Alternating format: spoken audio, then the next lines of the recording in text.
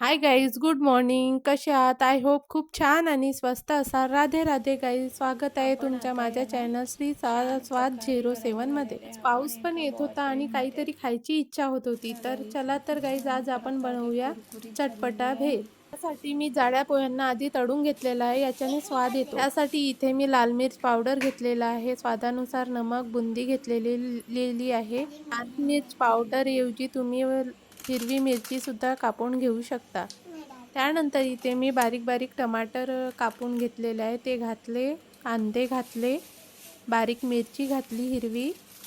त्यानंतर जे तळून घेतलेले होते पोहे ते घातले, याच्याने स्वाद खूप अंदर छान येतो सोड. गाईस.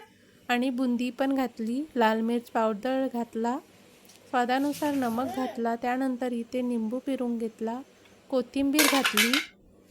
सर्व साहित्य घालून झाल्यानंतर इथे मी एक साडी तेल घातला. मुरमुऱ्याचा भेल कोणाला आवडतो ते नक्की कमेंटमध्ये सांगा गाईज. आणि लाईक, शेअर अँड सबस्क्राईब करा. त्यानंतर सर्व साहित्य आपल्याला मिक्स करून घ्यायचे आहे. काही पण ऑप्शन नसला तर मुरमुरे तर आपल्या घरी राहतातच, तर आपण मस्त प्रकारे भेल बनवून खाऊ शकतो.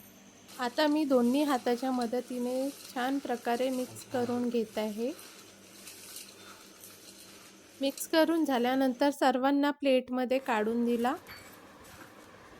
अशाच नवीन नवीन रेसिपी बघण्याकरिता चॅनलला लाईक, शेअर अँड सबस्क्राईब करा. भेटूया पुढच्या ब्लॉगमध्ये एका नवीन रेसिपीसह. Bye bye guys. आणि हो गाईज, यामध्ये शेंगदाणे तळून सुद्धा घालू शकता, किंवा बाहेर बाजारात जो चिवडा मिळते किंवा सेव मिळते तो सुद्धा ॲड करू शकता. मी फक्त हा घरच्या साहित्यामध्ये बनवलेला भेल आहे.